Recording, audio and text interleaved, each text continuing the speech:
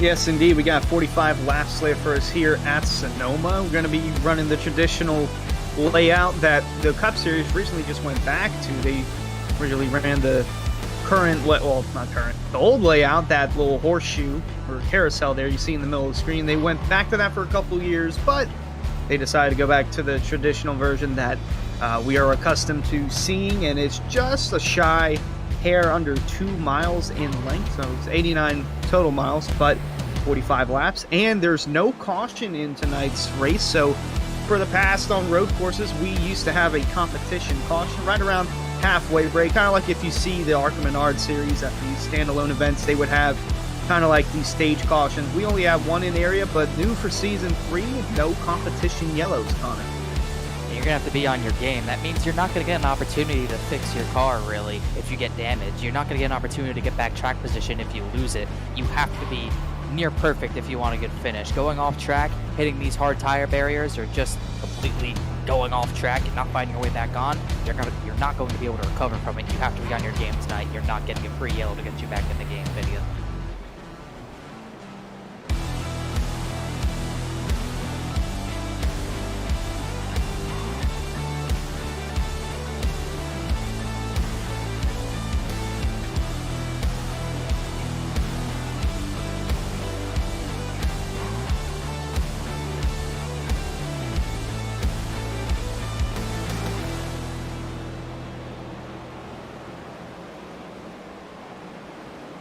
Absolutely, and right on the cusp of that playoff marker is Danny Ware, really solid in the Truck Series last season, off to an okay start to kick things off for season 3 in the Cup side, only 2 points out. Garrett Grant also looking to have a bounce back for this season as well. Had a win get away from him back in season 2 at Nashville, so he wants to bounce back in a big way with his with the team that he's at, and switched over to Miller Racing, which teammate Travis Beckner already locked in, so maybe Beckner can teach Grant a thing or two about these road courses, Connor.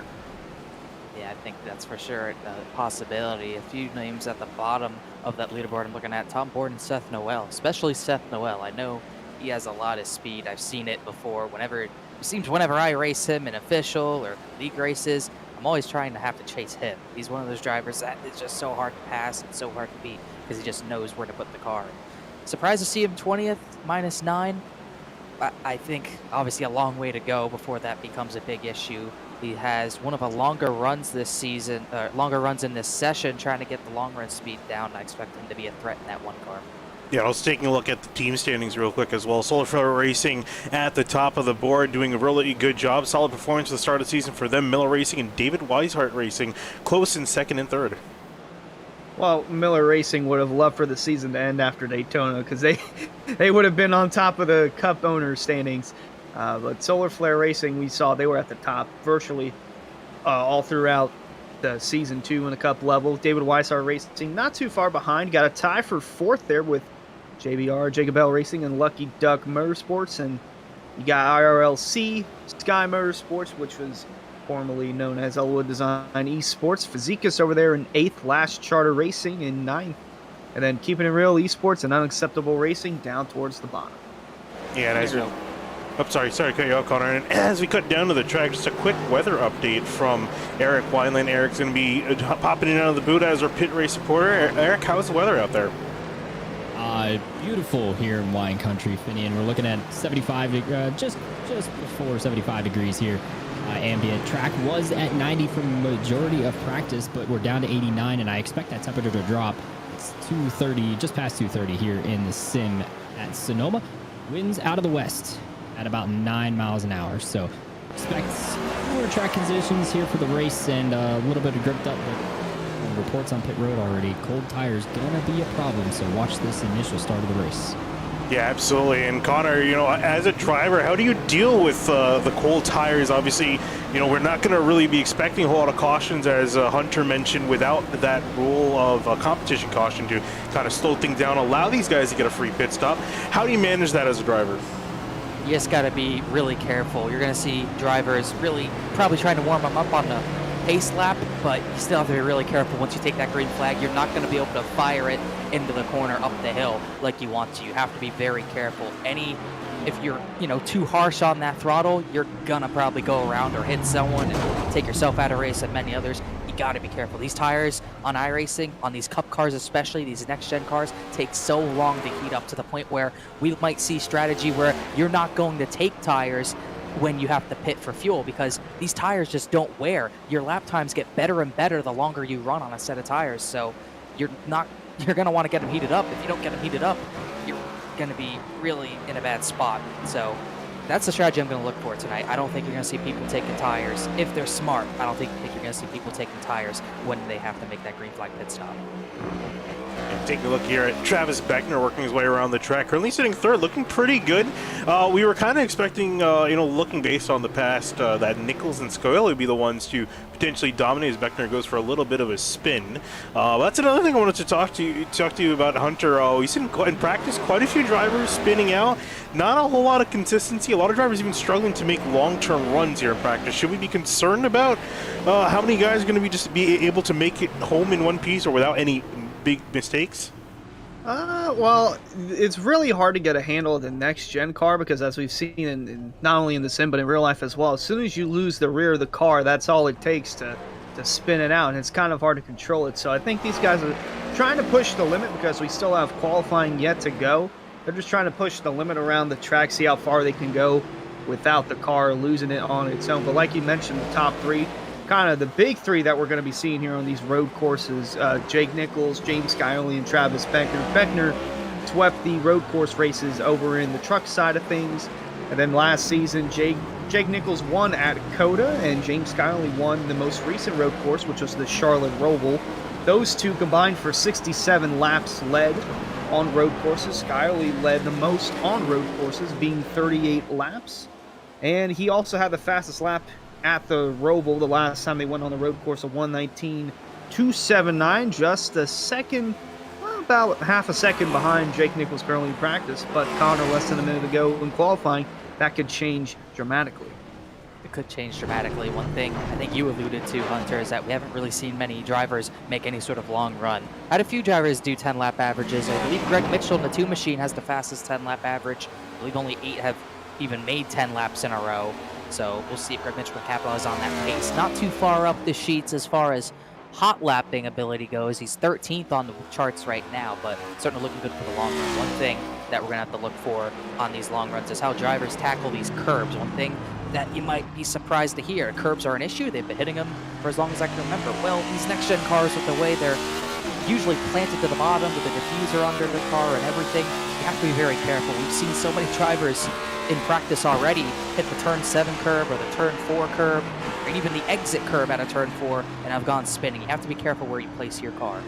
Yeah, you see right there, as Greg Mitchell just went over the curb in turn 1, you could hear the car, the engine sputter up, and Gale Lewis here is qualifying just about to get underway. And we get ready to set our grid here. We got just over 40 cars, if I'm not mistaken, ready to take the grid. It's a huge field of cars, of course, being a road course, a nice big track for these guys to spread out in. And that's, I guess, another thing that's going to be a little bit interesting when we talk about that caution rule. The fact that you don't get a chance to bunch the field back up together again. Traffic is probably going to be an issue. Yeah, without a doubt, it's going to be an issue. And the faster your car is, the more lap traffic you're going to encounter early on. And we could see that happen from either Nichols, Scioli, or Beckner, because I'm not going to lie, those are the top 3, I feel like, not only just in qualifying, but in the race as well. Those are the 3 drivers you're going to have to watch out for tonight, as that is Scioli we're riding on board with, going downhill into the sharp turn. Now, in real life, they actually flattened out this curve, but in iRacing, they didn't, so that's why you see these guys are going to have to take a little bit of a wider approach through that corner, Connor.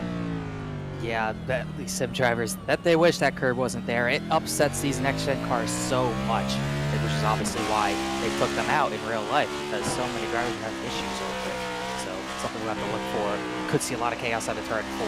Talking about these big 3, Scioli and a few others, but one driver I think we're going to have to look at to potentially fight for the win is Aaron Smith II. He's always competitive. You can always tell where he's coming from. He's always in that bright yellow machine, no matter what league he's in. He looks good while doing it all the time. One of the road course aces that it's tough to keep up with him. So that 72 machine, that would be my, I guess you could say, dark horse pick for the win, but I wouldn't say he's a dark horse. I think he's a legit contender tonight. And we'll see what he can do here as he comes across the line to start his lap, heading up through the S's of turns 1 and 2. And coming up over this crest. And this particular section of track is seen very treacherous on new cold tires. Guys getting up to speed because of all the undulation with the height difference, and then coming up and cresting over these corners can make these cars, especially as we mentioned already, some handling issues with just being a next gen car. But then you combine the fact just the characteristics of that first sector, it could also be very treacherous. Indeed, and Aaron Smith was actually inside the top 5 for practice times just a moment ago. We'll see how he transitions that into qualifying. And fans, be sure to check out the Area iRacing Twitch channel and subscribe to it. It's only $5 a month, and you can watch all area broadcasts commercial free. You can also use the new Area iRacing emotes down in the chat, and as a subscriber, you'll earn double points, and you can use those points to redeem free merchandise. And one way to get more points is by betting the poll question down in the chat. Tonight's question is, how many drivers will finish on the lead lap tonight? Over or under 14.5? You can wager those channel points by typing !bet, and then wager as many as 10, or as little as 10, or as many as 1,000. That's !bet, and then the word over or under, and wager as little as 10 channel points and up to 1,000 channel points. As first few sets at times are being put down, a great Smith from Aaron Smith, as Connor mentioned. Definitely a driver to look out for. Alvin Cheeto currently at the top of the board. Travis Beckner coming across to finish his first time lap. Across the line for the 28. That's going to put him up in only 12th. Not probably the best qualifying effort he could have had. Jake Nichols, though, another guy we're looking out for, finishing near the top of the timesheets. Let's see where he ends up. It is up to second. Solid time for the 91. Only 2 drivers sub-minute 15, and Nichols is one of them. Aaron Smith is coming around to finish his second lap. You're going to see a lot of drivers pick up on your second lap, their second lap, I believe. With the tires heating up, these cars get faster and faster. So expect almost everyone to put their hot lap on that second lap. Aaron Smith just went top of the board with a minute 14.462. So we're going to see a bunch of other drivers probably even get better than that mark than the 72 did. Scioli, I believe, might have went to the top of the board with a flying lap, 14.278. Yeah, Alan Valentino just came to put Aaron Smith back in second place. We have David Weiser coming across the line in 4th. Everyone coming quickly across the line. Looking at Travis Beckner here all the way down in 20th. We're looking at him to potentially be up near the top of the board, at least in the top 5. Currently sitting way down below, but obviously it's the second lap that seems to count. And across the line for him, a little bit of a wiggle in the final turn. Going to clip the wall on exit, only up to 8th. 8th quickest for the 28, but come race time, it's going to be a different car and a different driver behind that car for Travis Beckner, currently 9th quickest. And now Jake Nichols completing lap number 2. And the number 91 car goes to the top of the charts, just barely getting in front of the 7 of Scioli. By 15/1000ths of a second. Those are very important thousandths, though, between dirty air and clean air. That's the difference there. So Jake Nichols is going to have most likely the best view out the windshield. Still a few drivers to qualify. Actually, a number of drivers to qualify. Only 28 cars have put a time down, I believe. So plenty of time to go, but either way, the 91 is going to be pretty far out front to start this one. Ooh, and Jordan Martin struggling. Ooh, and into the wall off of the S's, so he's going to have to reset his car.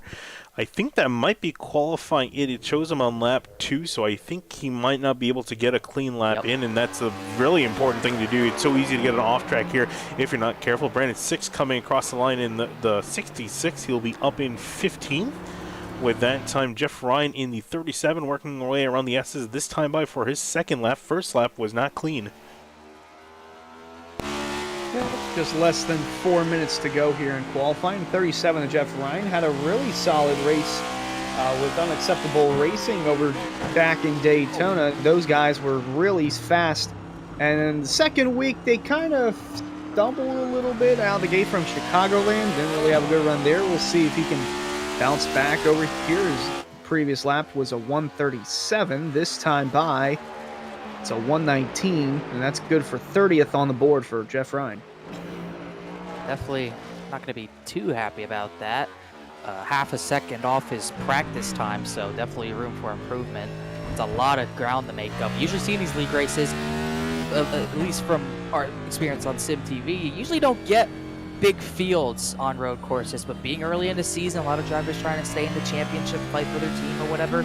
We have 40 cars who are going to start this one, which is something rarely seen. Even in official racing, it's rarely seen. So 40 drivers going up this hill and through the S's and into turn 7, it's going to be a pretty wild time. Whoa! Definitely a time you want to have track position. You don't want to be sliding like this, like the 45 is right now. Yeah, and that's unfortunate because his first lap, you could see he didn't even count in his first lap. That second lap, I think he might have gotten a 1X. I feel like that's safe to say, but he's going to continue on across the line. We'll see if he did get that 1X. Exciting fight, and I'm sure he doesn't want to be starting all the way in the back of the field. There's 32 guys that have put a time down. Where will he end up? Will he end up with a clean time in? If not, it's a 1:18, so that's a pretty slow time in general. He's going to be back, and it did not count as well. So he's going to be back down the order. It looks like for the most part, most of the guys that did want to qualify have. 71 Douglas Newbegin, last guy out on the track, at least it seems, that is attempting to put down a time. Newbegin, a part of Lucky Duck Motorsports over there. They're tied for 4th in the championship standings for the team side of things. Gabriel Ellison, Michael Sturgill Jr., and as mentioned, Aaron Smith in the 72. Part of that team, and it looks like he's just bringing it down pit road. So I think he only got 1 lap in, but I don't believe he'll get another one in. Yeah, he didn't even have that first lap counting as well, so he's going to be also a driver starting in the back. Notably, Jordan Martin, Dwight Beaverly, Brandon Key, Kyle C., Alex Weaver, Dante Ballard, Chris Seidenfein we saw, and Brandon Zimmerman not putting down times. Some of them not due to lack of trying, just getting a 1X here and there. But I really want to point out as we look here at what's essentially the final qualifying results. Top 4 only separated by 0.2 of a second. Yeah, that's pretty close on a road course. I didn't expect it to be that close between the top 4. And looking down over outside the top 10, I'd say Beckner's probably going to pick it up during the race, but Nichols, Scioli, Balancino, and Aaron Smith, these guys, it might be a closer race up front than you think, and with no cautions coming out for any sort of, well, unless the server breaks like we had this past Thursday at Rockingham. Other than that, there will be no caution for incident, no comp yellows, none of that. So it's going to make racing for the win that much more tighter. It's going to be a very important lap 1. You really don't want to get behind after having a bad initial start. You could lose a number of positions by making one fatal mistake. So Scioli, Balancino, Aaron Smith, they have to be on their game. They cannot lose any track position because with how hard it is to pass at these road courses, you might not get it back. Yeah, it's always that's the big thing too, is that in pretty much most series thing that we covered here on Sim TV, pretty much everyone ran a competition caution just to kind of keep the field tight. And especially considering in real life we have the stage cautions, I think just to get a field close together, make the racing nice and tight. But now we're letting the race kind of run all natural, so we're just kind of letting the race run its course naturally. So we'll see how. Let's see how. We're going to do here as we got a slight warm-up period, and with that warm-up period, we'll just take a slight break just to get ready here for the race coming up. So we'll be back in about 4 to 5 minutes.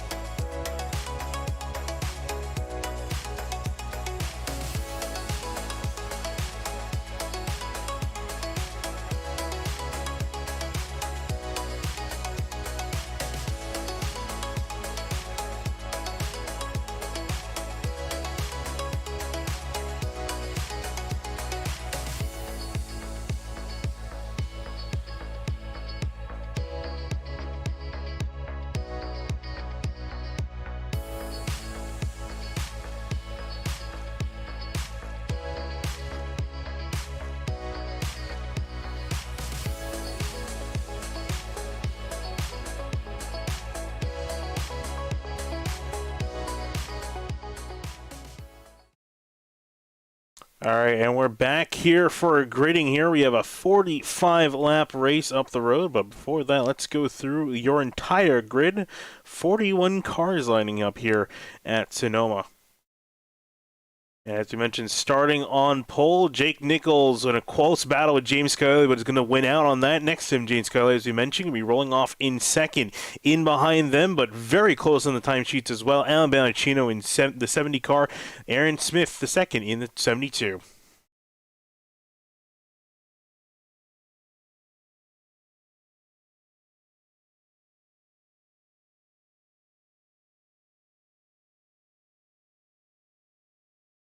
Yeah, looking at row number 4. Then back in row number 5, Shane Abbey in the 12 car. Next to him, Dominic DeLeo in the 22. In behind them, Seth Noel in 11th, with Travis Beckner lined up in 12th.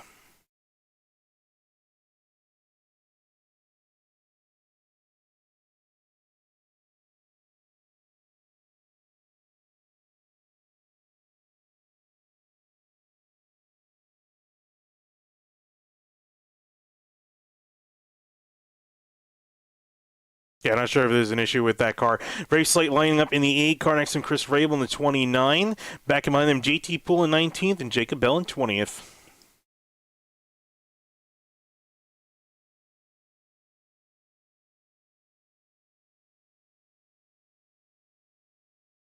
Garrett Grant going to be lining up in 25th in the 5 car. Ed Robertson in the 64 and 26. Andrew Player in the 13-27. Tyler Nichols in the 20th in the 41.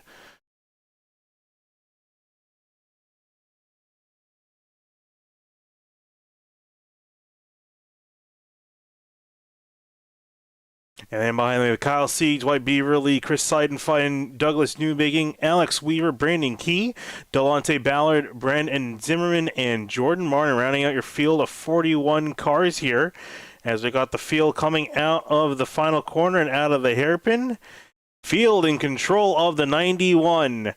And he's going to get off and away before they even make it through the final corner. He's ready to get going, and we are green here at Sonoma.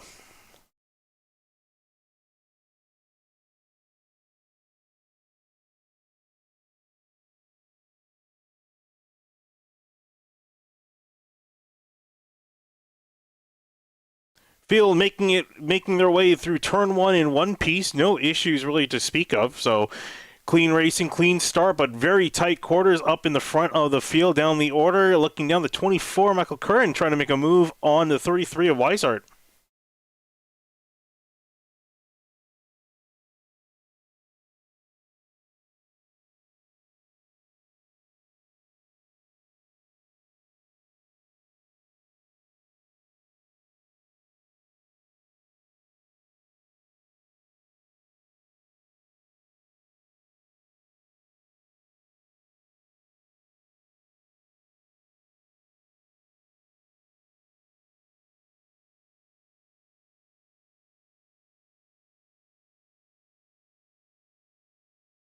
About their race and just maybe survive and make up spots that way as we're about to the first lap. Yeah, the field working the way. Shane Abbey. Oh, interesting to see a driver head to pit lane early. I'm curious actually what's the cause of this. I don't see any damage to the 12 machine as he's working his way around. Yeah, so I'm not sure what caused this pit stop. Maybe an issue for the number 12 car.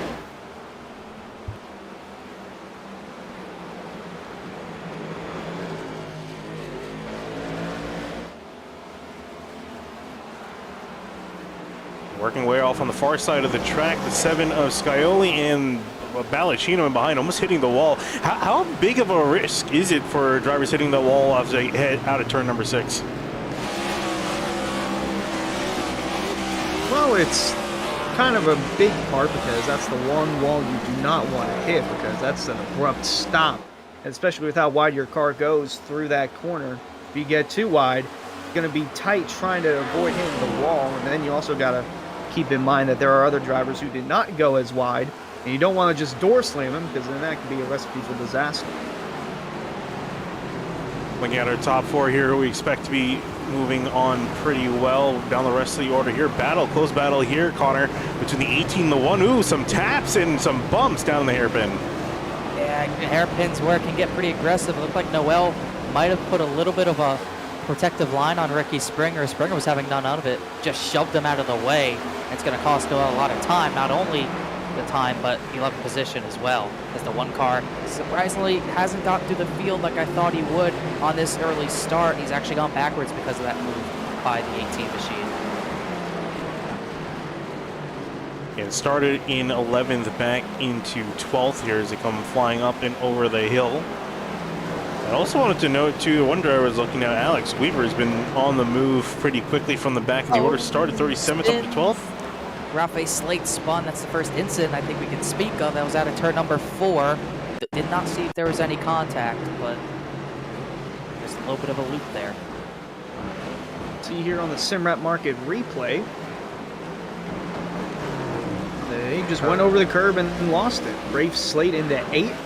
Driver for Fazekas Motorsports. They are low in the team standings to start out season 3, but they're going to want to have less of that and more of running up front there from Slate, who was close to cracking that top 10 early on, but that spin definitely does not help the team at all.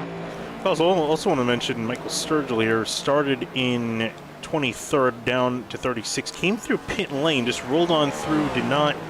It's actually not even showing him on the scoring for some reason.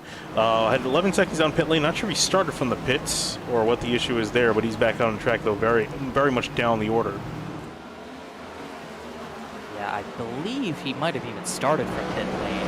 Just looked up, saw him way behind. Looked like he was starting in pit lane. Wow. That was a little Well, that's bit one thing you don't want to do, and that's running up front. That's Balancino and Smith. Take a look at a quick replay of that. You can see right there, both of them taking very evasive action here, and I feel like at this point it's only a matter of time before we see someone go into that wall. About as close as you can get without hitting it, if I had to guess. Is a pretty tight battling. That's 24th right now. The lap where the Rafe Slate still trying to struggle. Might have hit up the tires too much. Tom Bourne, I think he's just swerving out of a way to let Alex Weaver through. Meanwhile, at the front, looking at that mean yellow machine, Aaron Smith still trying to make up time. Top 4 have stayed put. Actually, the top 8 have stayed put. 1st through 8th have not moved at all. Then you get back to Dominic DeLeo, who's picked up 1 spot, 10th to 9th. We got an update from the pits over with Eric Wyman. What you got? Hey guys, here's radio from Shane Abbey as far as why he was blinking at the start of the race. I had a Discord stream on, and I guess that was enough for it to make it blink. So Shane accidentally left a Discord stream running, and it took the resources away from his computer, and that got him all out of sorts with blinking. And also, Rafe Slate not happy with the curb. He said, "Don't touch that curb. Don't even look at it, and you'll be fine." But yeah, spinning off that turn 4A curb was not in the 8's plan. He's gonna have to recover from there. And there's Aaron Smith spinning around. Yeah, and well, we just saw in that corner, had a very close encounter earlier. Here, we'll take a look at the replay and see how he ended up in that situation. He was already off in the grass before heading down there. Went too wide, hit the curb again. This time it actually hit the wall. Yeah, that's going to hurt a lot more than Slate's spin did. That's a pretty hard crunch for the front end of these cars. These cars are pretty sturdy, but it actually doesn't look too bad from if you look at the 72 even now, but that's definitely not going to help his case. That takes him all the way from 4th way down the order. It might be about 15th now. Yeah, currently sitting in 14th, and so he didn't pit, so I guess that's the news that it's not too bad. And as you mentioned, yeah, it doesn't even look like he hit the wall at all, so I guess he got away with murder there.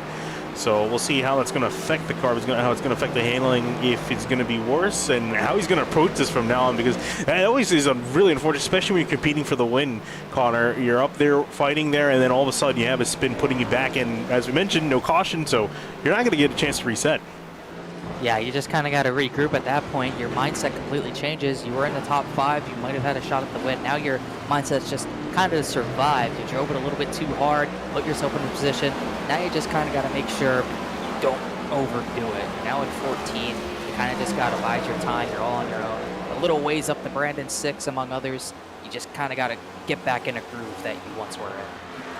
And speaking of groove, the front 2 are currently in the groove. Jake Nichols and James Skyley. They have about a second over 3rd place car, Alan Balancino, and looks like they haven't changed positions since we got through our Starting grid presented by Roasted Gems Coffee. Fans, be sure to visit Roasted Gems Coffee for some of the finest coffee from all over the world. Use discount code AREA iRacing for 10% off your order at roastedgemscoffee.com. Yeah, taking a look at the leaders, cresting over the hill, all still very close together. And one driver who's mentioned, we didn't really even talk about him being a potential factor. This 24 car, Connor, is starting to look pretty good. Michael Curran. Yeah, obviously benefit of the spin by the 72. He's gained 2 positions, 6th to 4th, which is, if you look at the other drivers at the front, pretty impressive that he's even gained any spots, but looking sharp. Fast times on the timesheet right now. He's actually the fastest car out of anyone else in the top 4 last time by, so really good times down. Lap 7 here, see if the tires can keep up with him.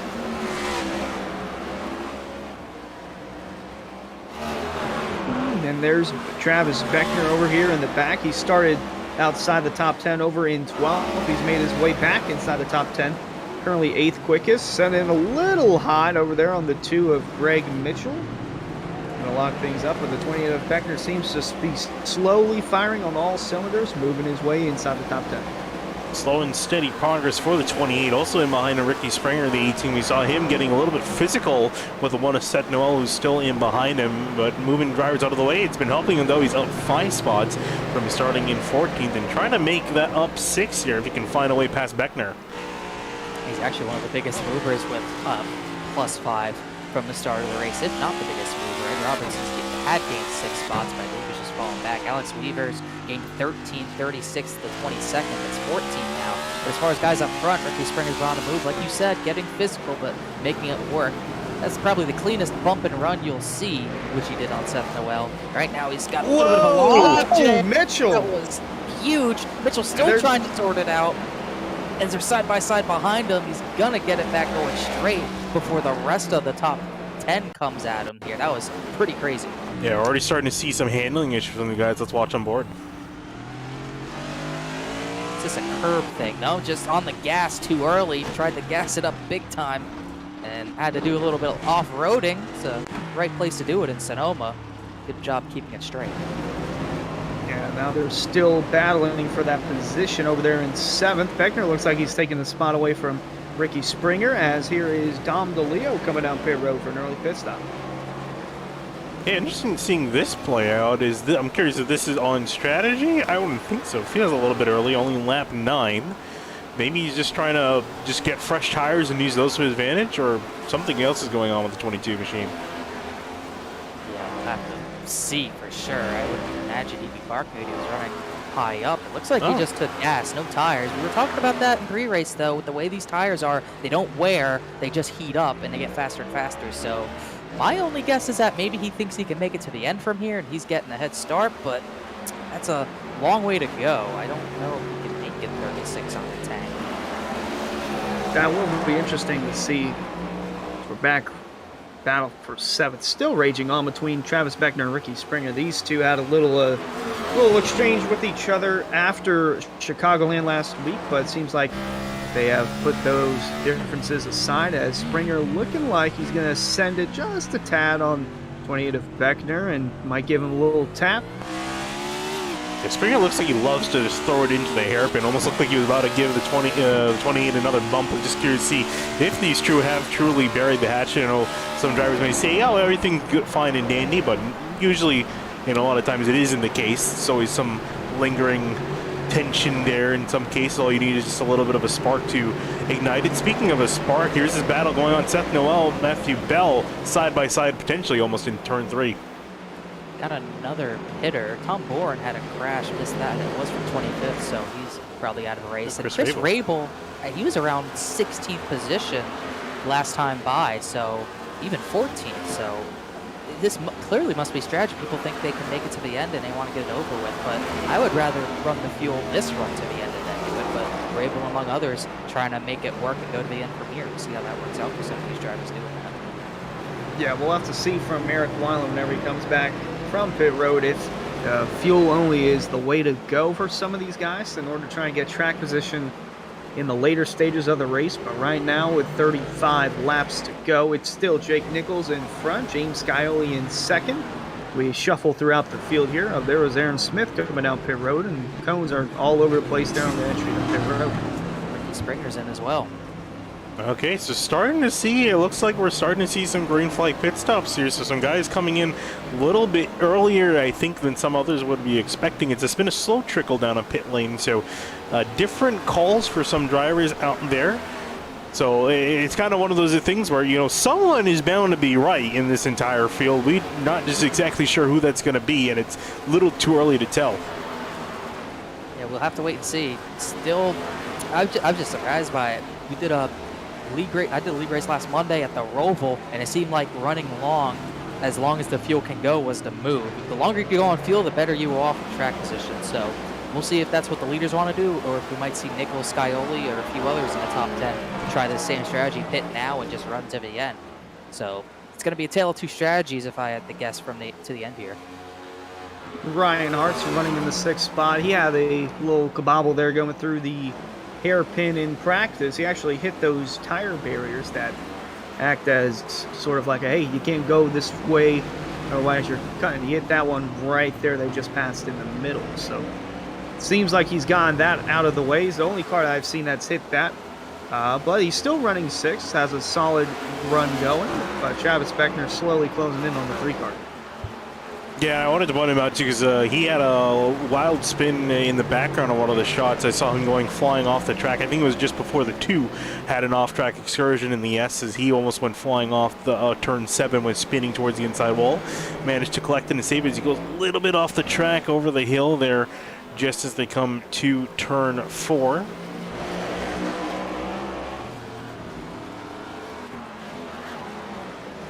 Down to the hairpin they go. Still a little close battle in behind the Matthew Bell and Seth Noel still trying to sort out who's the better of the two. They've been back and forth for quite a few laps now.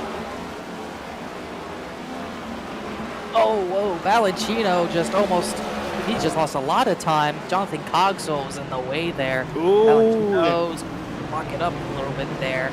A little bit of a closer battle for 3rd than Valentino wanted. Take a look and see what happened to the 70. Something did happen recently. Was it something recently or just was losing time? It's going to be a little bit further down past the S's, I think you'll see here. Cogswell just got a little bit too in the way. Valentino's still battling, but he's got 3rd position for now. Let's see what comes through here. See if it shows. Oh. Right here. Oh, he already was off track and rejoined unsafely big time. That could have been way worse than it actually was. That was Jonathan Cogswell in the 26 here as they come back live. So lost a little bit of time to the leaders, not a whole lot. Still 2.5 seconds close. Got an update from Eric Weiland over in the pits. Eric, what you got? Hey guys, so these pit stops are planned. Here's some radio from Dom DeLeo, Alan Valentino, and Ricky Springer. These guys talking about pit stops and strategy. My pit stop could not have worked out any better. I'm like around no one. Can we make it on fuel from here? Yep. So these guys already thinking ahead. Dom DeLeo wanted clean track. He got clean track. See if he can take advantage of it. Yeah, currently actually back out in behind the 7-2 of Aaron Smith, who's already come down to the pit. So both of them on a similar strategy, leading those of the guys that came in early just for fuel only. Ricky Springer currently sitting in 17th. Yeah, that is one advantage that I'm sure you could get out of it. Put yourself in clean air, no doubt about it. One thing, I would say Jake Nichols is in clean air, but he's not. He's actually having to go through a few lap cars. Delonte Ballard, Michael Sturgill are up the road not too far away. Sturgill spun in that left rear seat better days. So clean air, never thought about doing that at Sonoma, but you could see how key track position is for this 91 to 7. Seems like he always has a little bit of a shot at the 91's bumper, maybe looking a little faster, but that 30 air, it just keeps him just far enough away that the 7 can't make a move. Yeah, just looking at Jacob Eltit overtaking Dwayne Culberson as he come back to the leaders. Yeah, no, we were when Eric Weiland was in the booth talking, saw them encounter some lap traffic, got pretty close, nose to tail. Oh, and a bit of a lockup for the 91 of Jake Nichols, going to run a little bit wide. Skyly looking up the inside, almost tagged the 91. Close one. That's where the 7, Scioli, you see a little bit of a mistake like that, you got to jump all over it and take advantage. You cannot waste those opportunities with how hard it's been to pass. These top two separating themselves from Valentino and Curhan just a little bit. You got 1, 2, and then 3, 4, and then about 4 to 5 more seconds back to Weishart at 33. Yeah, top 4 really starting to separate themselves from the rest of the competition. Looking a little further back, here's the 9 of Matthew Bell, the 1 of Seth Noel. These guys have not stayed off each other since the drop of the green flag. Seems like they're always bumper to bumper battling. This time in the 9th position, round on board Bell. Big tap there to the bumper of Noel. And we'll see how this carries over into the next couple of corners. Yeah, I saw it change. I saw the ticker flash green and red, so that there was an exchange of position between these two, and it looks like Bell getting a little bit sick of the one being in front of him. As you saw with that, just a little bit of a nudge. I think it actually was Noel who took the spot away. Noel actually did it down the front straightaway and into turn 1 to get the job done. So we should see Noel, who was already looking a little bit faster than that 9 machine of Bell, should see him maybe get closer to the 2 of Greg Mitchell. Greg Mitchell had that slide off, and he's gotten only a little bit better from here. He's pulled away from Noel and Bell, and he's still trying to set his sights. Oh, here goes Seth Noel. He's getting punted around by Matthew Bell. Maybe there was bad blood between those two. The one's gone around. Take a look at the replay. Just as we turn away, some action comes down on the track. Let's look off the back of the one. Hunter? Just cruising into the turn, and it looks like Matthew Bell coming in too hot. And then dumps the 1 of Seth Noel. I'm curious if this is malicious, or it looks like he just might have gone in a little too hot. He said on the radio, wheel hop. From Seth Noel's response, I don't think he's buying it. That's the second time that one's been hit in that hairpin, and I can't blame him for being mad. He got the job done cleanly and just kind of got turned around a lap later. I'd be mad if I was him too. Yeah, let's see if Seth Noel is going to be driving a little bit hot under the hood. I think I definitely would be after an incident like that. So we'll see if he catches back up to the 9. What happens with that situation? Some more drivers hitting pit lane. Garrett Grant in the 5 machine is making his trip on a pit lane. Running around the midfield. This year was running around 20th, I think, before he came in for his service. So still, if you can see Majority field come on down. Jake Nichols, James Scioli. This is going to be interesting to see which one of these two pits first. As a lap car gets in the way, the 41, that's a teammate. He's slow off of turn 1. That allowed Scioli to get very close. Yeah, Garrett Grant in pit. He actually took tires, among others, who are fuel only. Nichols having to get around more lap car. Scioli's gone into the back of Danny Ware there. I don't think it damaged the 7 machine, but that was very close, very tight. Not as close as you want to get to a lap car.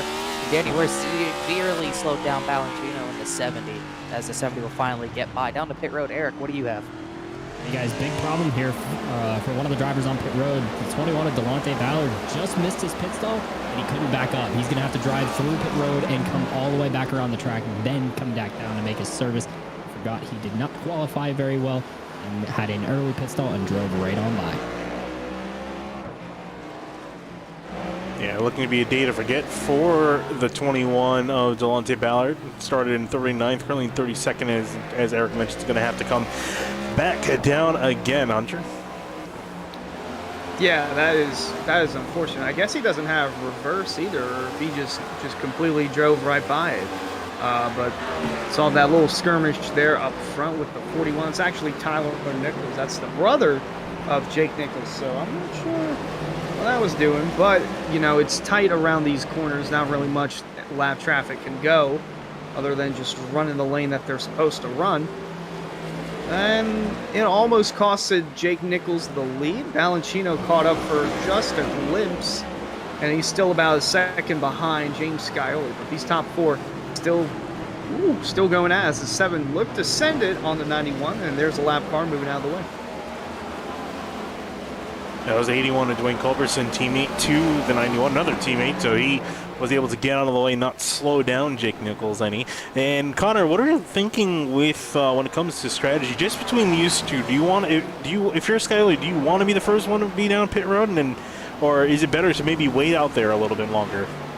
I think you're going until the fuel cannot go another full lap if I'm Scioli. I understand maybe you want clean air if you were trying to pit earlier than him, but there's no guarantee you're going to get clean air. This field's very spread out. You have I believe you still have 36 cars on track running. So you're going to be lucky if you get a pocket of clean air, even if you pit right now or even a lap before the 91. So my strategy would be, I don't want to follow him on pit road, but if that happens, so be it. You really just want to run the fuel to the end if I was Jake Nichols or even a 7 of Scioli. Yeah, it's going to be interesting to see when those guys pit and those that have already spun out on the track. I mean, I know tire wear isn't that big of an issue here with the next gen car, but if you've already spun out once or even twice, do you contemplate taking tires? Yeah, that's the interesting thing, right? Because you obviously... Crashed. Dante Ballard has crashed into a tire barrier. Oh, right there. Right in there. front of the leaders. It's another teammate to Jake Nichols, the 21 of Delonte Ballard, new addition to Solar Flare Racing. And looks like he lost it up in front. No, he lost it right there. Take a look at it from the Simrat Market replay. Yeah, working his way through the S's and up and over the curves that upset the car. Yeah, that was the curb jump that already put him offline into the marbles. And a slow, lazy spin around and into the tire barriers he went. That was right in front of Chris Rabel as well, the 29, who's running 23rd, one of those early stoppers in this race. That will mess up the strategy a little bit if you were to run into him, but he got on the binders, slowed down just enough, and he's good to go. Not a lot of attrition so far today. 3 retirements. Brandon Zimmerman was the first out. Tom Bourne and Jonathan Cogswell soon followed suit. And Delonte Ballard currently finds himself 35th on the leaderboard, 2 laps down. And once again, that replay was brought to you by Simrat Market. Fans, be sure to check out simratmarket.com for custom iRacing paint scheme templates that are simple to use and help you stay more focused on the racetrack. Dom DeLeo and the 61 on Bronson Stafford duking out his battle for 16th occurring in the hairpin. As they come out in the 22, remember he's already made his pit stop, so theoretically he should be good, or if not close to go till the end of the race. Really just have to find out and see. As he's trying to work his way back up to the order. Starting to down to 16th, considering the fact he's already made a pit stop, that's looking pretty good for the 22. And a similar situation for Aaron Smith, Ricky Springer. They're running about 2 seconds apart, 13th and 14th. They are relatively cleaner air than the leaders as Springer gets by Garrett Grant. Aaron Smith last time by trying to compare his times a minute 14.3. Jake Nichols, a very similar lap, only 100th slower. Same for Scioli and the rest of the leaders. So obviously it depends on where you catch the traffic. Maybe 13th and 14th won't catch as much traffic as Aaron Smith goes wide on the exit of the S's. That was a close one. Make mistakes like that, you definitely won't have a shot if you're the 72, but I just not looking at like much of an advantage to pit early, as Aaron Smith almost got completely blocked there into the hairpin as we still ride on Brandon Six, who's, I don't believe he's made up his spot, but he has gained 5 spots into the top 10 so far, still trying to chase down Greg Mitchell. Yeah, I agree. I don't know how I feel about pitting early. I mean, if you can make it on fuel, then that's fine, but I don't really see an advantage with pitting that early, especially with Dom DeLeo. There's no competition caution, but speaking of competition, lap cars in front of the competition, some of them are locking up and nearly getting into the tire barriers or just moving out of the way. Boy, it's getting tight up here for the lead as Scioli trying to, once again, find a way around the 91 of Jake Nichols. Yeah, I think the 51, that was Mark Patterson that really slowed down in the hairpin, and somehow the leaders make their way on through. Although it's still not done yet, still some more lap cars to work through here, and Scioli, this could be a chance for him. There was nothing Patterson could do there. Mark Patterson's actually broke the left front wheel completely. He's gone into the tire barrier and reset. So that's likely going to be day done for him with all the damage the tire barrier and the hairpin did, as the leaders still very close to each other in this battle. Yeah, and closing in is the 70 of Balanchino after all this chaos that's ensuing around the front 3, even front 4 with Curran in the back. Balanchino slowly making his way, nearly getting into the 29 there, Chris Rabel, but other than that, he's still working his way on catching up to Scioli and Nichols. Yeah, looking like they're starting to separate out just a little bit. Now they got through the thick of that traffic. That went a lot better than I thought it was going to, considering how many cars were involved. And then you see the 8.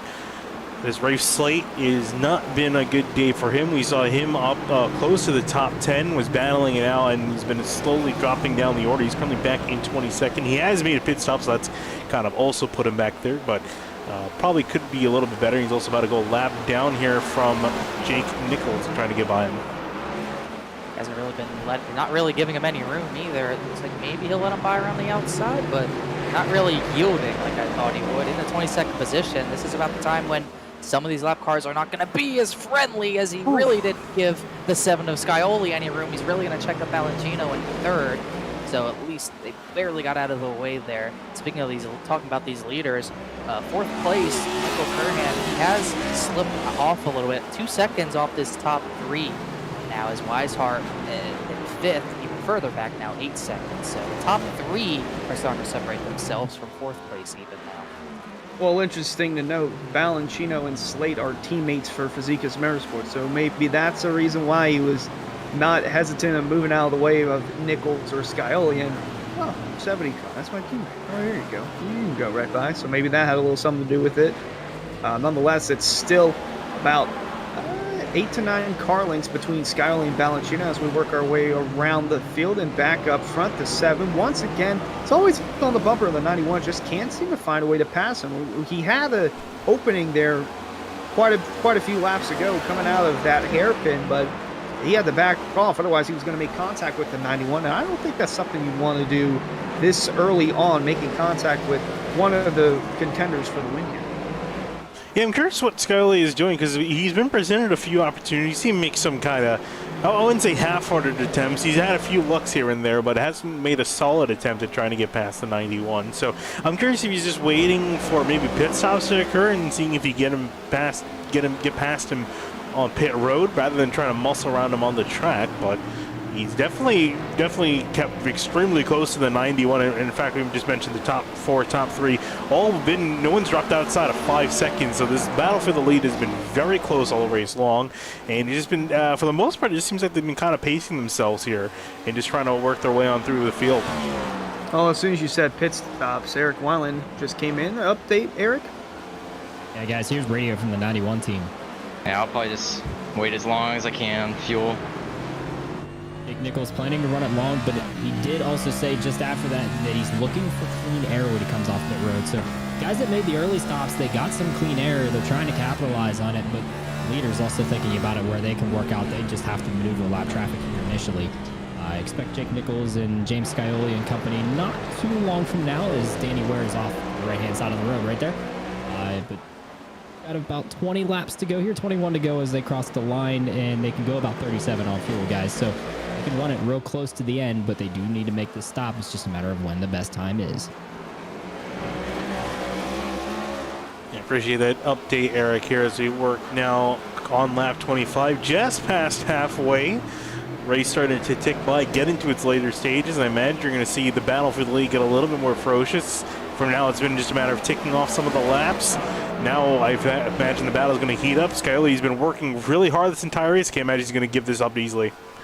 No doubt about it. He's going to try to do anything he can to put the 91 off a little bit. Quick update, Danny Ware at pit. He actually crashed out of pit lane, so that's why he had that left front damage. That's why he was just taking a little bit of a joyride as the leaders went by. So unfortunate for him. Just waiting to see what the 7 wants to do as far as passing. You guys were talking about how he hasn't really made an attempt to pass legitimately, but that's really because he hasn't really been in position. He doesn't want to dive bomb the 91. He wants to have an opportunity, make an opportunity for himself, and then have a chance at it. He doesn't want to dive bomb the 91 like he's come close to doing in the hairpin. He's just getting to a bumper, trying to get the right amount of run on that 91 to have any sort of opportunity, but he just hasn't been able to get the opportunity yet, even through lap traffic. With 20 laps to go, the battle for the lead is still heating up, which is presented by Rick's Hot Sauce. Fans, be sure to check out Rick's Hot Sauce for some of the best hot sauces made locally in South Florida. Be sure to follow Rick's Hot Sauce Rookie of the Year battle in the Area Cup Series and see who will take home the $100 prize as the highest finishing rookie in the point standings. To purchase some Rick's Hot Sauce, more importantly, the South Beach Heat. Now, number 7, James Scioli had that paint scheme run all throughout last season in the Lodge Box Series. Be sure to check out rickshotsauce.com. As mentioned, he is still battling for the lead, and he had that iconic South Beach Heat, the purple and blue and black number 7 from the Lodge Box side of things, and now he's got the new colors on the 7 all over the bumper of the purple 91 of Jake Nichols. Yeah, I'm currently over the back of the 91, as you mentioned, going off into turn 1. Also wanted to note that the 2, Greg Mitchell's come down to complete his stop, put back in 15th in behind Dom DeLeo. That's where he's kind of cycled out. So starting to see more and more takers. About half the field has come in and made their stop, still waiting on the other half. No one in the top 11 has come in just yet. And after Aaron Smith, there's a few others, as I mentioned, Ricky Springer, DeLeo, Mitchell. Bell's still yet to come in, Abby, Weaver's still yet to come in, and then pretty much everyone after that has made their stop. So matter now is really coming down to when do the leaders, the guys who've been up in front all day long, when do they make their pit stop here as we dip under 20 laps to go? Have to wait and see. Just not quite sure what some of these drivers are waiting for. You'd think Curran or Weishart, other drivers like that, would maybe want to try something different in case they want to have some sort of outside chance at the win. Someone like Weishart, I don't know even if he can do anything at this point. Kind of just got to hope something happens. Trying to look through the field, see who else is close. Obviously, 91 and 7 have been nose to tail all race long. Valentino's starting to fall off these top two just a little bit. Oh, that's Newbigging in the 71 going a bit wide off the track. Now back on the track. Was a little scare there. Right around Seth Noel, running in the 10th spot. Yeah, Robertson just got past the 71 as he went for a little bit off-track excursion. I was going to Seth Noel. He's in one of the more closer battles, other than the battle for the lead that we've been watching pretty much majority of this race, trying to chase down the 66 of Brandon Six, currently running in 9th place. We'll see if he can hold on to that spot. I wouldn't be too optimistic for him, though. He's got a very angry Seth Noel behind him after getting the boot from the 9 of Matthew Bell. That one machine's running decent laps, but Matthew Bell's still obviously pulling away. Almost got. Speaking of Matthew Bell, that was Dwight Beverly who almost ran into him. Beverly 10 laps down. He just got back on track, I believe, and had an off track right in front of a few of those guys. That was almost disastrous. Yeah, I'm not sure what happened to him here. Had a bit of flash. He's retired from the race almost immediately after that incident as well. Yeah, it looks Seems like the connection issues might have had something to do with it. Oh, whew. Genuinely amazed you didn't pit maneuver the 9 there. You got that was very fortunate for the 9. Whoa! Contact for the lead. Nichols did not get up the hill very well, and Scioli ran into the back of him. Don't think that was intentional, but that made the 7 lose a ton of time. Yeah, Alan Ballacino trying to chase him on down here. We'll try to take a quick replay before any other drama happens between these two. Here's a look at it back in turn 1. Right there. Oh, yeah, slight contact there. Fortunate that didn't spin around the 91. Otherwise, that could have gone south real quick. Instead, it's reeled in the 70 of Balancino once again. The 7's lost quite a bit of ground. He was virtually on the bumper of the 91 the entire time. Now he's about half a second back. Battle for the lead starting to heat up, hitting up a little bit more than I thought it was earlier on. But James Scioli feeling he's past 91, a little bit of a tap. Although that almost went worse off for the 7. It looked like he was a lot looser as he goes flying into the hairpin. Here comes Balancino. This is the first move from one of these leaders. Balancino in the 70s going to pit with about 16 laps to go, trying to find that pocket of clean air to maybe take the win away from the 91 and 7. Well, we're going to have to keep an eye on that because I believe the top 11 that hasn't pitted yet.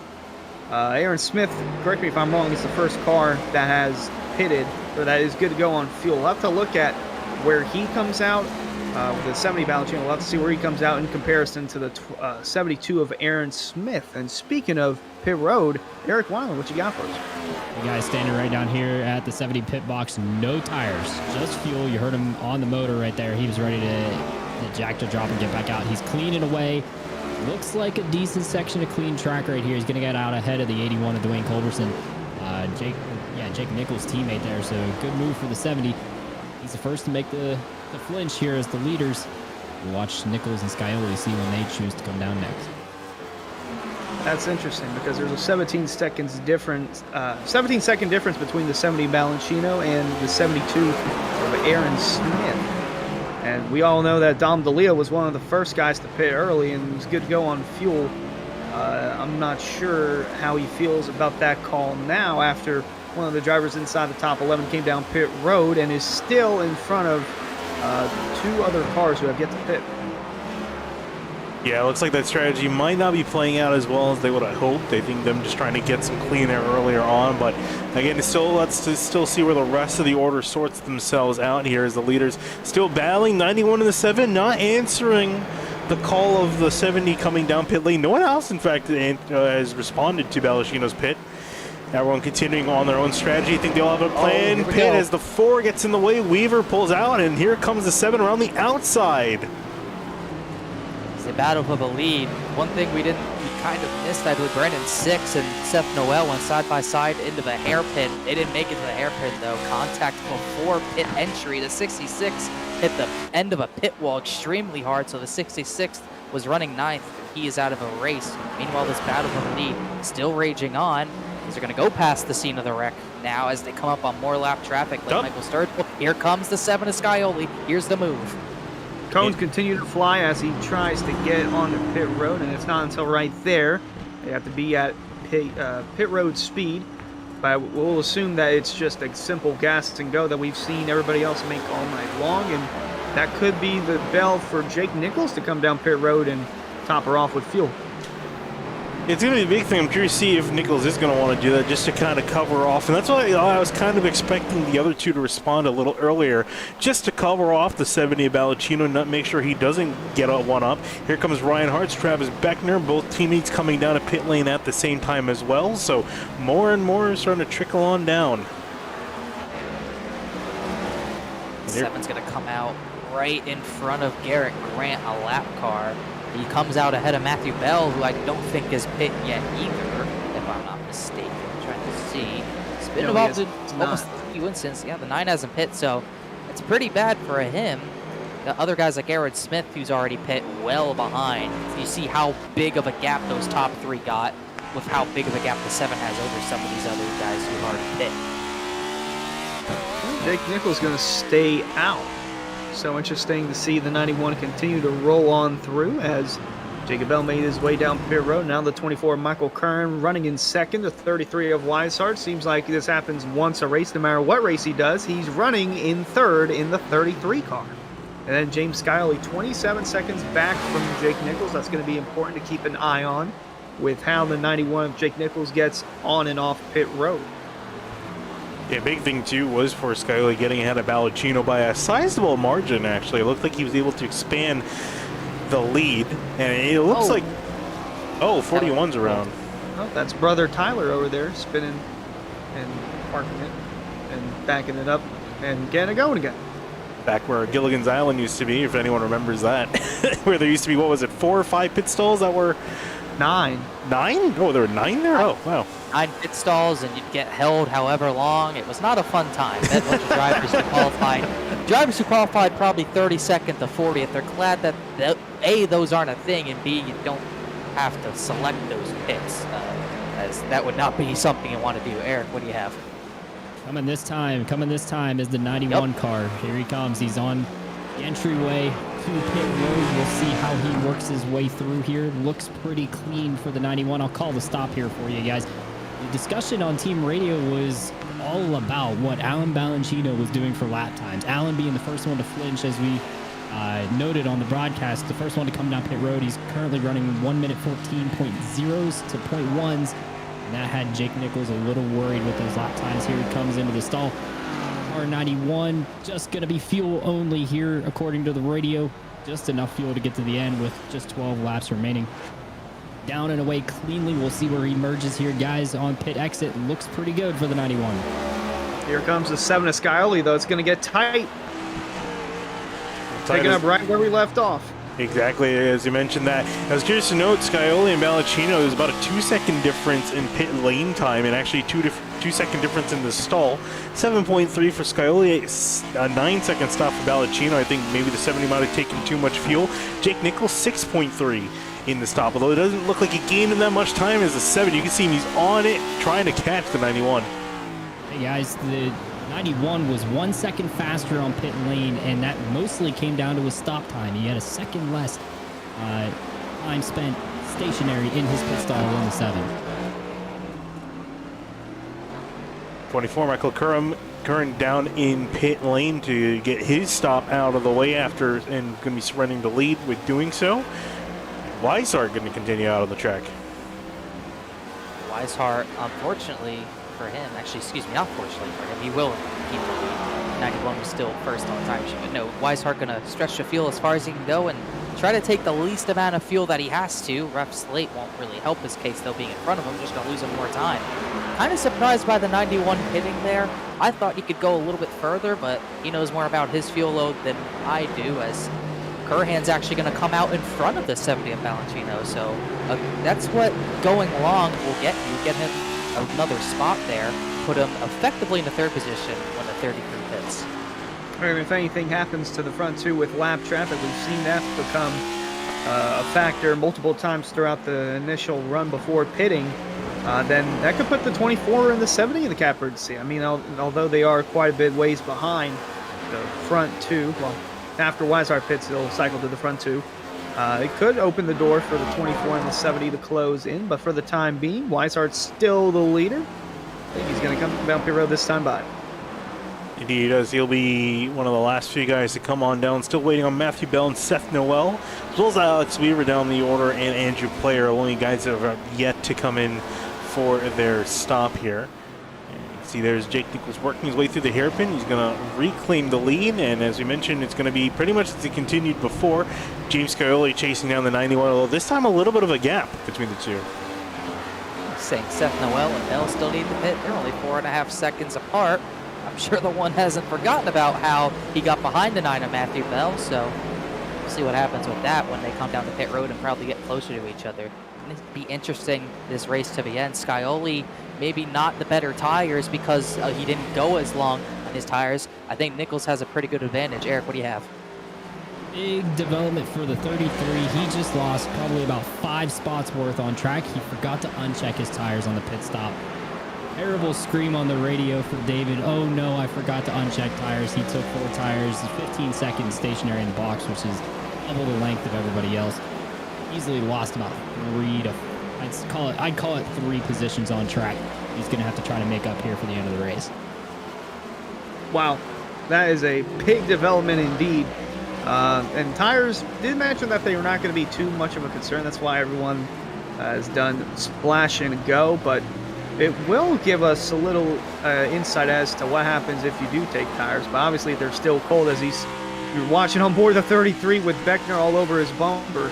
Tires take a while to get up to speed, and and Beckner's going to make contact with him. So the 33 still trying to get those tires warmed up, and Beckner not really sure what to do with his hands right there, because then he made contact with Weishart. Yeah, Beckner getting the elbows out here in the later laps here. Going to muscle his way past the 33, so fantastic job done for the 28 to be able to get on by. So we're seeing Weishart, he's starting to struggle here to turn these tires on. I think if he was one of those guys that came in earlier, had he made the same mistake, it wouldn't be that bad, because he would have had some laps to get some heat in them and then bring them back up, and might have been able to make at least a little bit out of it. But I think here he's going to really struggle in these last few laps of the race. Yeah, not only is it bad, you give up so much time taking 4 full tires. Right, you can see him still sideways. You can see him giving up. He gave 10 seconds, lost 10 seconds maybe on pit stops just taking tires. But those tires are slower because, as we're talking about, they're cold tires. They're not up to temperature. He's going to have a big struggle to the end, as you're talking about, to finish this race in a top 10 spot, because Ricky Springer, who's one of those early hitters, has tires in much better condition than that 33 now. Right on board the 18 of Springer here. This is the get inside the top 10, currently held by David Weishart. Still struggling to get those tires up to speed. I think once they do, 33 will be just fine. But yeah, that is a race killer right there, to have tires still on your pit stop. And here comes Springer down to the inside in the hairpin, and Weishart gonna lock him up a bit, and the 18's gonna scoot right on by. 18 playing chicken with the 33 and ended up winning that scenario. Seth Noel finally just came down to get his stop out of the way. And Bell, he's really running the tank out. He's still out on the track, has yet to make his final stop of the race. Can't imagine it's going to be too much longer for him, because he's getting very close to running out of gas. And that would be interesting to have a car just running out of gas. That could be potentially hazardous.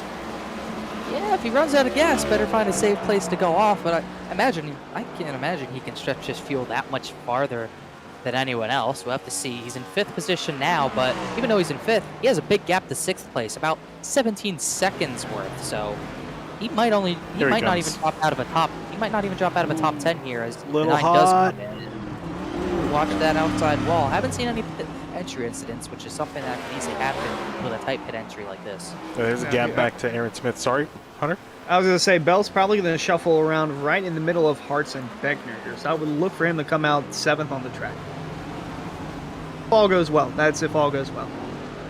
Looking at Aaron Smith, it's been a decent recovery for him. Obviously not as good as it could have been. We saw him up there in the top 5 battling for the lead, had that earlier spin, and looks like he's been able to recover pretty well back inside the top 5 as he just gets past Matthew Bell in pit lane.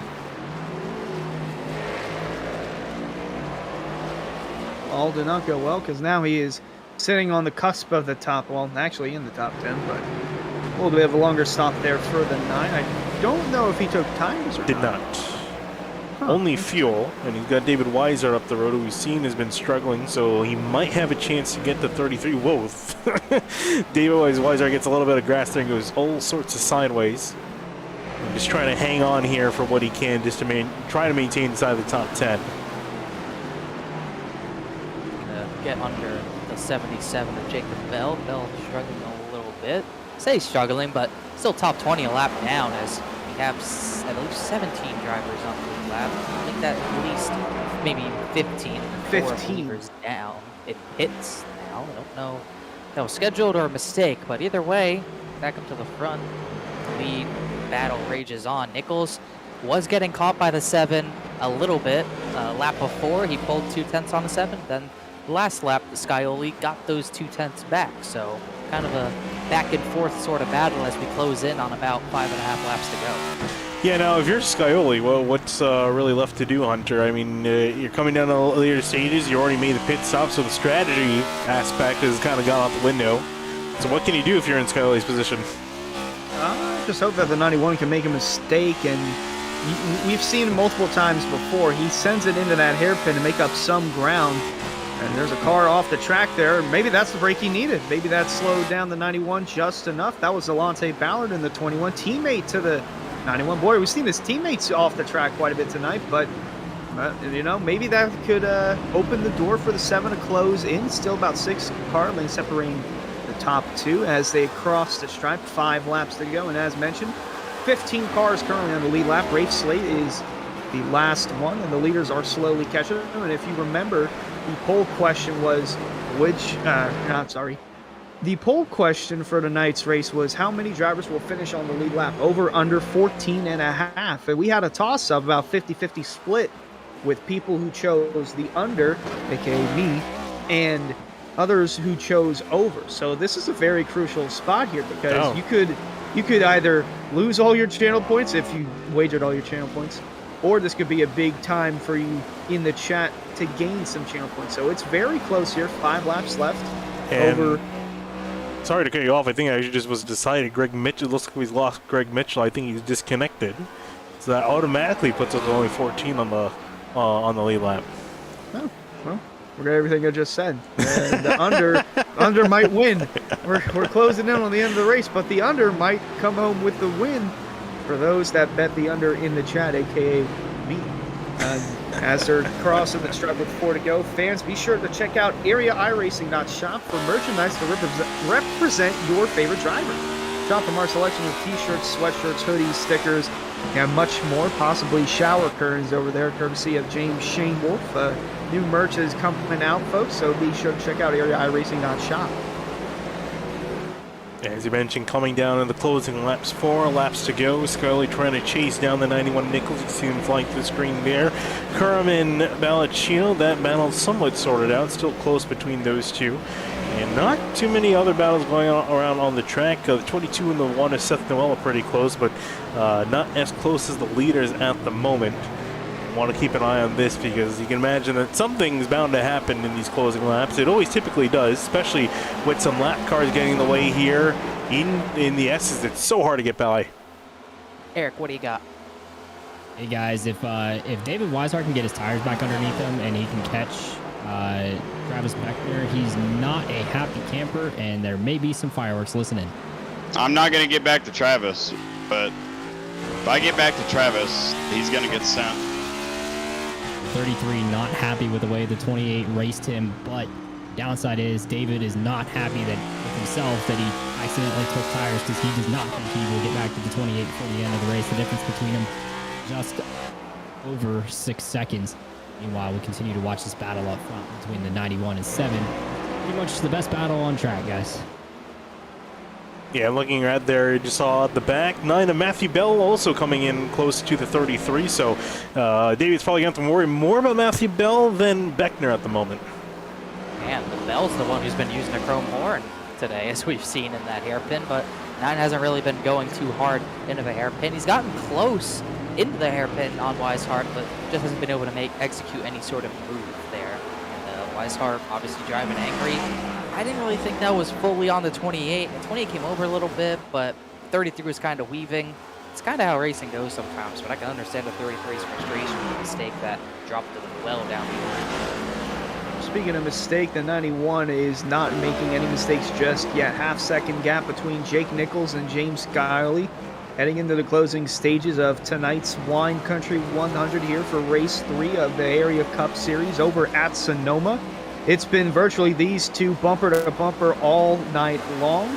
We've got just 2 laps left to settle out who will win tonight's race.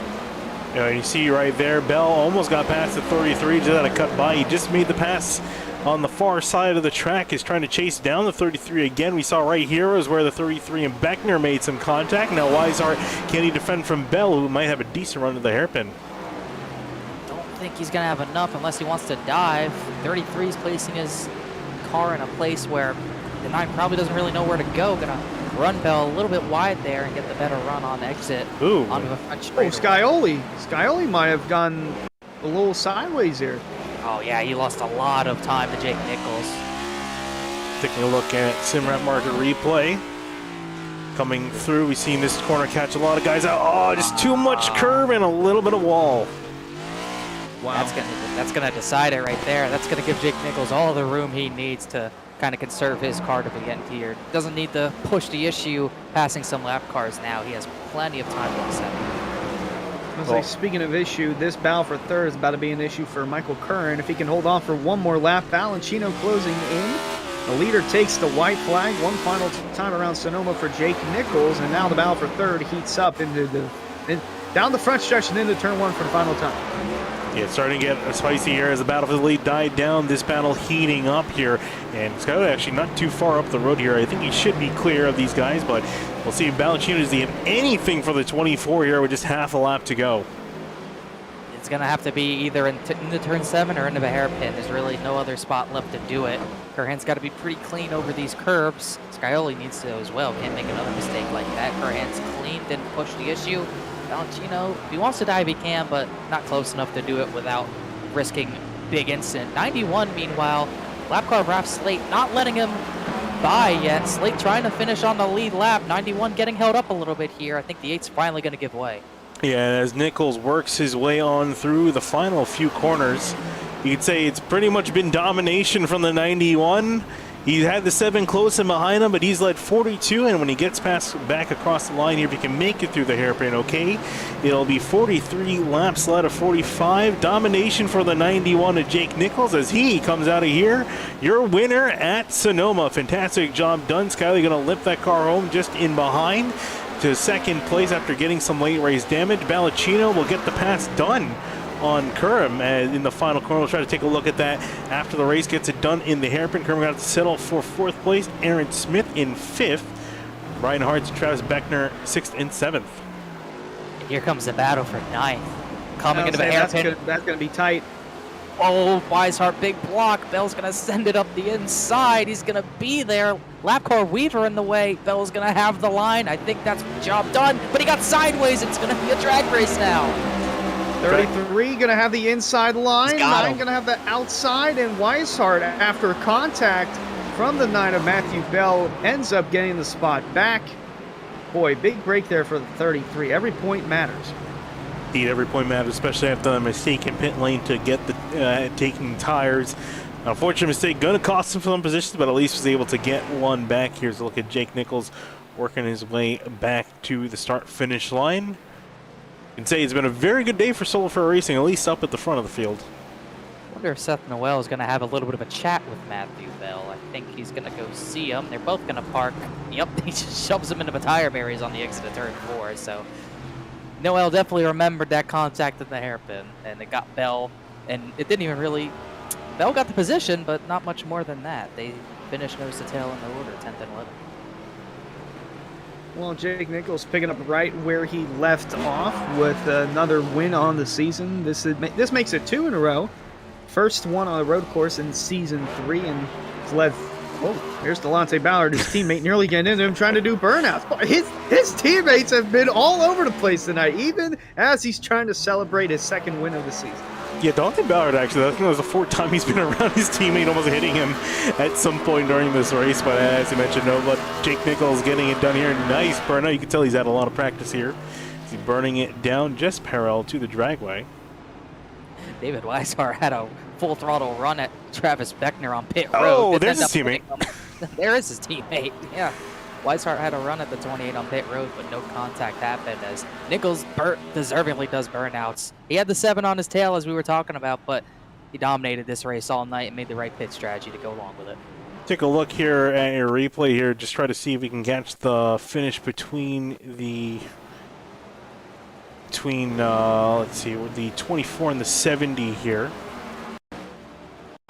Try to find that, but a really solid run to the end of that race there, guys.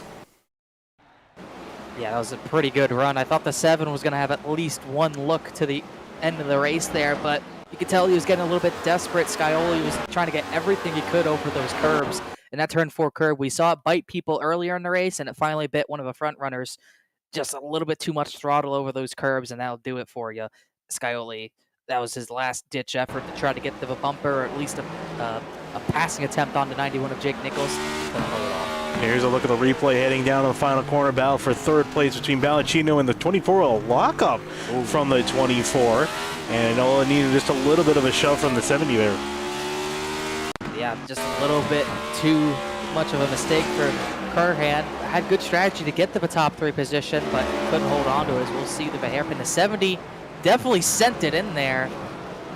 Definitely locked it up, but 70 went for it, and he got it. He got exactly what he needed. Put the 24 off his game, made him defend too late, and he was able to make it work. Ballacino, pretty smart move there to sort of scare the 24 into that move.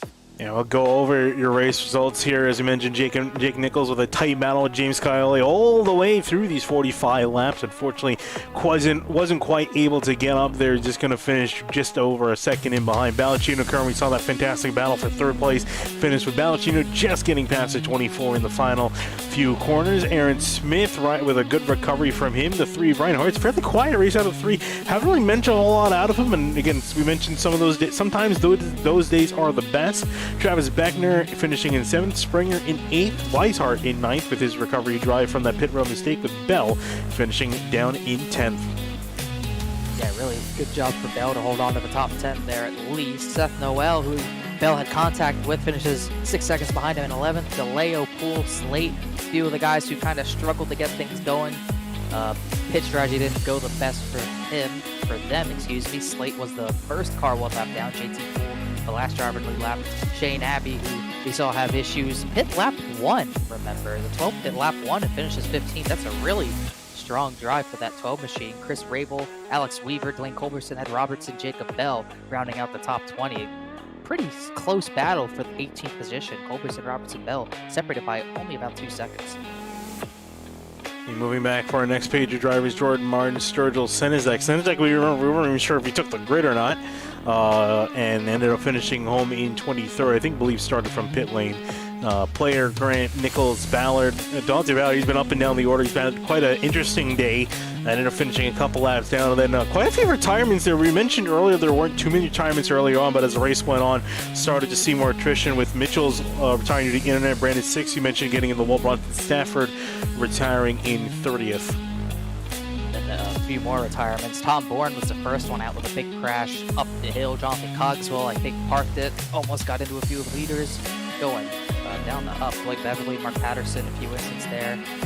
45, Poseidon Faden, Jeff Ryan, Douglas Newpick, Danny Ware, all drivers who couldn't see this one out to the end today.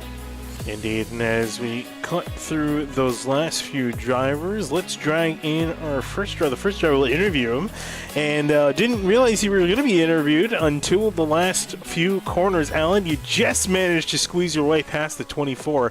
How did you manage to pull that off? I'm not exactly sure. I was aiming for him. I wasn't really aiming for him. I was just like, oh man, I hope he, hopefully he doesn't like outbreak himself, and he kind of did there. Just kind of happened. I was going for it, man. I was going for that P3 at any cost possible. Yeah, we saw. I imagine you're trying to go for the race when you were there pretty much 3 to 4 seconds back from the leaders, or within 3 to 4 seconds back from the leaders the entirety of the race. Anything, looking back, do you think you could have tried to do something to get ahead of the 91 and the 7, or do you think they were just that much faster today? We were all so on top of each other on pace. I think the only thing I could have done was taken less fuel on that stop, and it might have like closed the gap to like 1 or 2 seconds, but it was just so competitive up there. Those guys, and Michael Cook too, are just crazy at road racing. It's nuts. It's so competitive. And one of the toughest races I've had in a while. I can imagine 45 laps straight with no break, no caution to separate things out. Alan, it was a fantastic run for you, up in third. Congratulations and best of luck for the rest of the season. Thanks. I'd like to give Fazekas and NIA, DeLeo Graham, and Magyar Bank and Eat Sleep Race a shout out as well. All right, yeah. Alan. With that, thanks for talking to us. Moving on to our second place finisher, James Scully. James, you were chasing down Nichols the entirety of the race. Unfortunately, you weren't quite able to get past there in the end. Yeah, hopefully it was a fun race to watch. This car is just so hard to pass in. It gets such a good run out of the corner that it makes it hard to get a run on somebody going into a corner to where you can outbrake them or something. And Sonoma's always a notoriously difficult place to pass, so I was just trying to kind of hang with him through the first sector of the lap, and then I was really good through the second sector and was hoping maybe on the last lap that I would have been able to bump him out the way or something. I think that was the only option that I had to make the pass, but wasn't meant to be. Made a mistake there with 2 to go, and then after I saw a lap car was kind of holding him up, so I'm kind of glad that I didn't win that way. But all in all, it was a fun race. It was fun. It was fun being there, fun having a chance. Just hurts, and I made a pretty big mistake in qualifying, so I think if I could have qualified on pole, I would have definitely had a much better chance there. Yeah, and actually we saw the mistake happen. We saw that going over the curbs. We saw that being a bit of an issue for a lot of the other drivers through the field. Were you purposely trying to avoid the curbs, or were you just kind of taking them as you go? Some of them you really do have to avoid. Some of them, like in that right-hander where the wall kind of sticks out and you just barely miss it, that one you definitely can't hit on the inside. But other ones, like the one that I hit in qualifying, that's right where I wanted to hit it. It's just sometimes in this next-gen car, you hit it where you think you want to, and it throws you one way, and then you hit it the same the next lap, and it's right where you want it to be. So just kind of a tough balance. This car is pretty tough at these road courses. You just have to hustle the whole time. You don't take tires. You just get faster and faster as the fuel loads go down. We were 0.7 of a second faster than our qualifying laps there at the end of the race. So definitely a fun one. Definitely a tough race. Yeah, definitely tough race, but a very solid race for you, James, in the number 7. Thanks for talking to us. Yeah, thank you guys. I want to say a big thanks to Butt Kicker, Dandles Candles, Matt Tools, Chris Sports Cards for all being on the car, and then big thanks to the admin team for letting us do this. And you guys have been killing it with the broadcast, especially Eric coming in with the pit reporting and stuff. It's been pretty cool. So thank you guys for all that. Yeah, no problem. And with that, we'll cut to our race winner, the 91 of Jake Nichols. Jake, we saw you get out there. You led 43 of the 45 laps, although I imagine looking in your mirror the entire time wasn't easy. Oh yeah, it was not easy. Usually these are tough races, the road courses here. You have a few guys that are stout, really stout, and today was something else. I had to be on my toes the entire race, especially this year compared to last season. For the road courses we had a full field. So we're entering lap traffic. Also add in the no caution this season either, no competition yellow. It's just constant traffic. You gotta pick your way through while also keeping an eye on the fast guys behind you. But man, our Solar Flare Racing Toyota Camry's on rails, and I'm glad things turned out pretty well for us. We had a few miscues there, here and there, but our strategy was waiting until James pitted there, worked to a T. So overall, pretty good night for us. Indeed, really good. And I was just curious about with the fuel strategy that you guys were playing, at least as far as when you guys were coming into pit. Was there a reason you didn't come in immediately as soon as the 70 and the 7 came in, or did you just have your own fixed number and you're planning on just waiting it out? Yeah, I didn't really have any idea of exactly when. The plan was just to make sure if they pitted first, if they were going to be in traffic or not, because if I can make up that time just staying out and clear track, then I felt like that was the move. And thankfully we had, I think, clear track for a lap or two and then pitted, so that worked out perfect for us. But yeah, there was no real plan other than just filling up to a gallon or so extra from what we needed to go to the checkered, but especially with not having to take tires because there was just no fall off or anything. So it was pretty much just a waiting game, just to make sure we got clear track and could stay ahead of those guys, because they were also on rails tonight. It was a show, that's for sure. Indeed, Jake, you guys out there definitely did put on a show. Thanks for talking to us. Thank you. All right, and with that, it's gonna wrap up interviews here from Sonoma. Guys, final thoughts? Just a really solid race. Something I was kind of skeptical, I'll be honest. Sonoma, in the past, it's kind of gotten pretty strung out, even with the leaders it has, but all through the field we had really great battles, compelling battles, some physical racing at times, but overall, really solid racecraft from a lot of these drivers. The battle with the 91 and 7 reminded me of those battles back with Chase Elliott, Martin Truex Jr. over on the East Coast at Watkins Glen. Those two reminded me of that nose to tail with no one really blinking an eye until that second to last lap where Scioli made a critical mistake, lost his chance at any attempt for the win. So really awesome battle between those two especially, and congrats to Jake Nichols, another key win for this season that he's had so far. Great start to the year for him. Hunter? Hunter had to take, I think he had to take stepped away. Yeah, I thought he'd be back by now, but looks like he's still away. Well, Eric, since we have you, Eric, your final thoughts?